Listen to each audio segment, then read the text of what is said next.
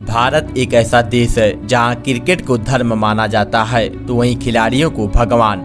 लेकिन उस दिन उसी देश में पूरी दुनिया के सामने क्रिकेट को दफन कर खिलाड़ियों की रूह को जिंदा जलाया जा रहा था। उस आग की लपटें खिलाड़ियों की राख बनाने को बेताब थी और आलम यह रहा कि आधे मैच में ही भारत को हार का मुंह देखना पड़ा, क्योंकि चंद पैसों के लिए भारतीय खिलाड़ियों ने क्रिकेट की बलि चढ़ा दिया था। और यह दिन भारतीय क्रिकेट के लिए सबसे काले दिन के रूप में याद किया जाता है, क्योंकि यह एक ऐसी घटना थी जिसने भारतीय क्रिकेट के छवि को क्षतिग्रस्त किया था। यह बात है साल 1996 की, जब इंडिया श्रीलंका के बीच वर्ल्ड कप का सेमीफाइनल मुकाबला खेला जाना था। स्टेडियम में लोगों का ऐसा हुजूम उमड़ा था, लग रहा था कि आज ऑक्सीजन की कमी पड़ने वाली है। दुनिया का सबसे ज्यादा कैपेसिटी वाला कोलकाता का ईडन गार्डन का ऐतिहासिक मैदान भी दर्शकों के हाहाकार से हाँफ रहा था। ऐसे हालात में टॉस होता है। भारतीय कप्तान अजहरुद्दीन ने टॉस जीतकर पहले गेंदबाजी करने का फैसला किया। इस फैसले ने 15 साल बाद अजहरुद्दीन के दामन पर दाग लगाने का काम किया। उसकी चर्चा हम आगे करेंगे। फिलहाल श्रीलंका टीम पारी की शुरुआत करती है।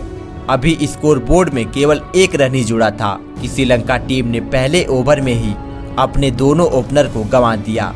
उसमें से सनत जयसूर्या का विकेट भी शामिल होता है। के बाद अरविंदा डिसिल्वा ने पारी को तेजी से आगे बढ़ाया और शुरुआती झटके के दबाव को डिसिल्वा अकेले ही पूरी तरह से सोख लेते हैं।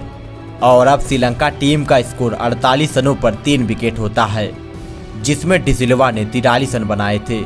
और देखते ही देखते डिसिल्वा ने अपना अर्धशतक भी पूरा कर लिया। अब उनके साथी रोशन महानामा ने भी अपने हाथ खोले, लेकिन अनिल कुंबले ने 85 के स्कोर पर अरविंदा डिसिल्वा को बोल्ड कर दिया। डिसिल्वा ने 47 गेंदों पर 66 रनों की तूफानी पारी खेली, लेकिन उसके बाद रोशन महानामा ने कप्तान अर्जुन रणतुंगा के साथ मिलकर एक अर्धशतकीय पार्टनरशिप निभाया, जिससे श्रीलंका टीम का स्कोर 30 ओवरों में ही 150 रनों के पार पहुंच जाता है। लेकिन उसी बीच सचिन तेंदुलकर ने अर्जुन रणतुंगा को 168 के स्कोर पर आउट कर दिया। कप्तान अर्जुन रणतुंगा ने 35 रन बनाए। उसके बाद जैसे तैसे श्रीलंका टीम 50 ओवरों में 8 विकेट खोकर 251 रनों का टारगेट खड़ा करती है, जिसमें जवागल श्रीनाथ को सबसे ज्यादा 3 विकेट मिले और सचिन तेंदुलकर को 2 विकेट, तो वहीं कुंबले और प्रसाद को 1-1 विकेट मिला। भारतीय टीम ने पूरे टूर्नामेंट में शानदार प्रदर्शन किया था। उसे देख पूरी दुनिया भारत को विजेता मान चुकी थी। लेकिन भारत के बैटिंग के दौरान एक ऐसा खेल खेला गया जिसने पूरे खेल का खेल ही पलट कर रख दिया। अब भारतीय पारी की शुरुआत होती है और सचिन तेंदुलकर ने पहले ओवर की आखिरी गेंद पर जोरदार चौका जड़ दिया, जिससे पूरे दर्शकों में उत्साह का माहौल छा गया। लेकिन अगले ही ओवर की आखिरी गेंद पर भारत को नवजोत सिंह सिद्धू के रूप में पहला झटका लगा। लेकिन सचिन तेंदुलकर एक तरफ से शॉट खेले जा रहे थे। जब तक सचिन तेंदुलकर क्रीज पर थे, भारत यह मैच आसानी से जीत रहा था। और अब तो उनके साथी संजय मांजरेकर भी बखूबी साथ निभा रहे थे। सब कुछ ठीक चल रहा था। भारतीय टीम का स्कोर 23 ओवरों में 98 रनों पर केवल 1 विकेट होता है। लेकिन तभी जयसूर्या की गेंद पर सचिन तेंदुलकर स्टंपिंग आउट हो जाते हैं। इस विकेट के गिरते ही पूरे स्टेडियम में सन्नाटा पसर गया। सचिन तेंदुलकर ने 68 रनों की बेहतरीन पारी खेली। सचिन को पवेलियन जाते देख कमेंटेटर टोनी ग्रेग ने कहा कि क्या यह एक अंत की शुरुआत सिद्ध होने वाला पल है। लेकिन उस वक्त यह टोनी ग्रेग को भी नहीं पता था कि यह एक सटीक भविष्यवाणी है, क्योंकि उसके बाद भारत की बल्लेबाजी ताश के पत्तों की तरह बिखर गई। सचिन के आउट होने के बाद अब अजहरुद्दीन मैदान पर आते हैं। अभी स्कोरबोर्ड में केवल 1 रन ही जुड़ा था कि अजहरुद्दीन बिना कोई रन बनाए धर्मसेना को आसान सा कैच थमा पवेलियन चले जाते हैं। अजहरुद्दीन का आउट होना बड़ी बात नहीं थी, लेकिन जिस प्रकार से उनका बॉडी लैंग्वेज था वह वाकई हैरान करने वाला था। और उसका आलम यह रहा कि जयसूर्या ने संजय मांजरेकर को बोल्ड कर दिया।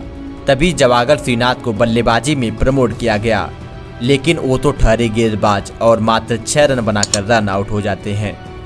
उसके बाद 115 के स्कोर पर अजय जडेजा भी 11 गेंदों पर बिना कोई रन बनाए जयसूर्या की गेंद पर बोल्ड हो जाते हैं। सचिन तेंदुलकर को छोड़कर बाकी सभी बल्लेबाजों को देखकर ऐसा लग रहा था कि आज इन सभी बल्लेबाजों का बल्लेबाजी करने का बिल्कुल भी मूड नहीं है और मैदान में तू चल मैं आया का खेल चल रहा था और स्टेडियम में मौजूद सभी दर्शक पूरी तरह से मायूस हो चुके थे।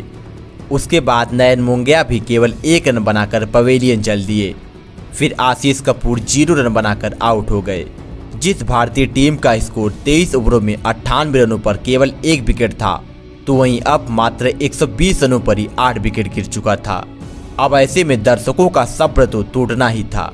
दर्शकों ने हर कोने से मैदान में पानी की बोतलें फेंकने शुरू कर दिए, साथ में कई जगह आग भी लगा दिए और अजहरुद्दीन हाय हाय के नारे लगा रहे थे।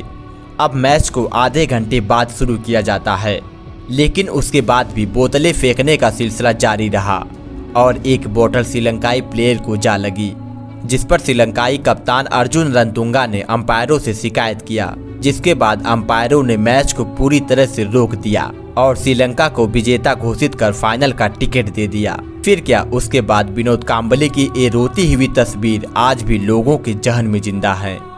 आज से 15 साल बाद नवंबर 2011 में विनोद कांबले ने एक न्यूज को इंटरव्यू देते हुए बताया कि वो मैच पूरी तरह से फिक्स था, क्योंकि टॉस जीतकर पहले गेंदबाजी करने का फैसला मुझे बिल्कुल भी सही नहीं लगा और न जाने यह किसका फैसला था। और साथ में यह भी बताया कि जब मैं क्रीज पर खेल रहा था तो सभी खिलाड़ी आकर मुझसे बोल रहे थे कि यह मैच हम जीत रहे हैं, लेकिन लगातार विकेट दिए जा रहे थे और इस मैच के बाद मुझे संन्यास लेने के लिए बहुत ही दबाव बनाया गया। इस मैच को मैं जिंदगी भर नहीं भूल सकता, साथ में जिस मैच के बाद मेरे करियर को बर्बाद किया गया, क्योंकि उस दिन मेरा सपना टूटा था, करोड़ों भारतीय फैंस का सपना टूटा था। इसके बाद श्रीलंका टीम फाइनल में पहुंचकर ऑस्ट्रेलिया को हराकर 1996 वर्ल्ड कप का विजेता बन जाती है। और यदि यह वीडियो पसंद आई हो तो वीडियो को एक लाइक जरूर कीजिएगा और अभी तक चैनल को सब्सक्राइब नहीं किया है तो चैनल को सब्सक्राइब भी जरूर कीजिएगा। और स्क्रीन पर 2 वीडियो दिख रही होंगी, किसी एक वीडियो को देखिए, बहुत ही मजा आएगा।